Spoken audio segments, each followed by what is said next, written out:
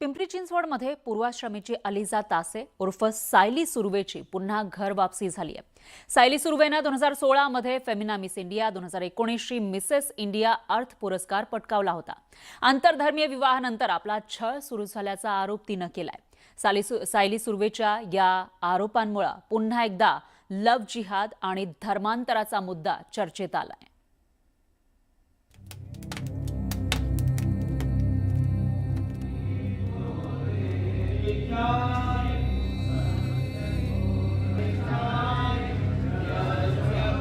आम्ही मुली म्हणून एक फक्त इमोशनल विचार करून खूप काही मोठे मोठे निर्णय घेतो, पण ते काही वेळा आयुष्यात खूप भारी पडतात आपल्याला।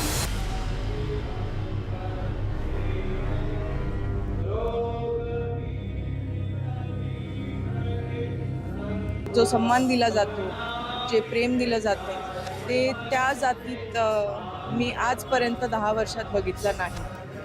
हे मी बोलू शकते कारण मी स्वतः ते भोगलंय। पिंपरी चिंचवडमधील आर्य समाज सभागृहात शुद्धीकरण प्रक्रिया आणि घरवापसीचा कार्यक्रम पार पडल्यानंतर आताच्या आद्या सुर्वेनं सांगितलेली ही सगळी आपबीती।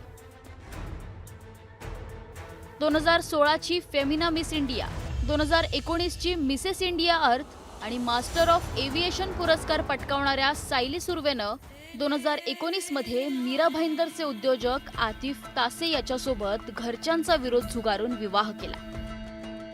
त्यानंतर सायली सुर्वेची अलिजा आतिफ तासे झाली। मात्र लग्नानंतर आपला छळ केला गेल्याचा आरोप सायलीनं केलाय।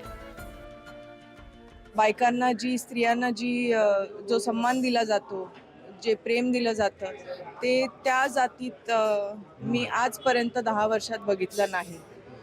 हे मी बोलू शकते कारण मी स्वतः ते भोगलंय, नाही तर मी बोलली नसती। माझेही विचार थोडे वेगळे सेक्युलर असते, पण आता जेव्हा मी सगळं हे सहन करून 4 मुलं आहेत माझी लहान, त्यांच्यासाठी म्हणून ही लढाई आहे माझी। आपली कायदेशीर लढाई सुद्धा सुरू असल्याचं तिनं सांगितलंय। आपल्या पदरात 4 मुलं असून त्यांच्या सुरक्षेसाठी आपण लग्नातून बाहेर पडण्याचा निर्णय घेतल्याचं तिनं सांगितलंय।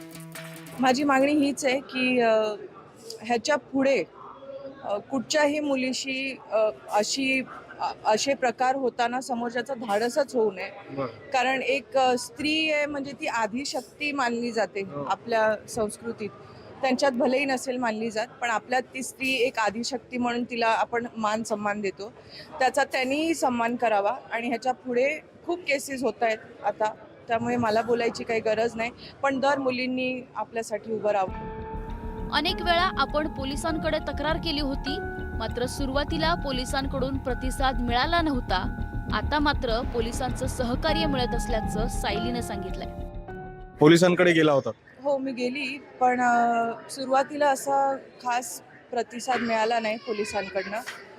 पण आता जे आपले कमिशनर आहेत मीरा रोडचे, मीरा भाईंदरचे कमिशनर आहेत कौशिक साहेब आणि DCP साहेब आपले, ते खूप सपोर्टिव्ह आहेत आणि या बाबतीत या विषयात ते खूप सिरियसली लक्ष घालतात।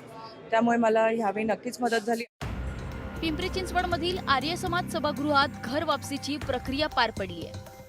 खासदार मेधा कुलकर्णी, आमदार उमा खापरे आणि बजरंग दलाचे प्रमुख पदाधिकारी यावेळी उपस्थित होते। त्यानंतर तिचं नवं नाव आद्या सुर्वे ठेवण्यात आलंय।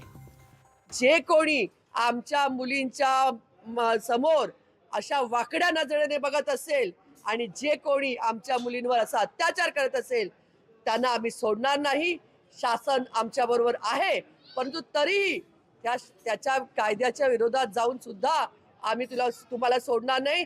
हा सुद्धा संदेश मी या अशा ज्या नराधम आहेत त्यांना आपल्या माध्यमातून देऊ इच्छिते। पण या निमित्ताने एक सांगतो की आमची जी पोलीस यंत्रणा आहे, त्या पोलीस यंत्रणेमध्ये सुधारणा होण्याची फार मोठी गरज आहे। आज महिला दिन आहे। महिलांसाठी पोलिसांची जी भूमिका आहे ती जेवढी अपेक्षित आहे चांगली, तेवढी आज नाही आहे। ही आणखी दुर्दैवाची गोष्ट आहे। या मुली अनेक वेळेला पोलीस स्टेशनला गेल्या, पण पोलिसांनी त्यांची तक्रार कधी घेतलेली नाही। आता सायली सुर्वेच्या घर वापसीची पुण्यात चर्चा सुरू झाली आहे। त्या घटनेच्या पार्श्वभूमीवर कायदे अधिक कडक करण्याची मागणी केली जाते। या संपूर्ण प्रकरणावर अद्याप सायलीचा पती किंवा तिच्या सासरच्यांकडून कोणतीही प्रतिक्रिया समोर आलेली नाहीये. गोविंद वाकडेसह bureau report, news 18 Marathi, Pimpri Chinchwad.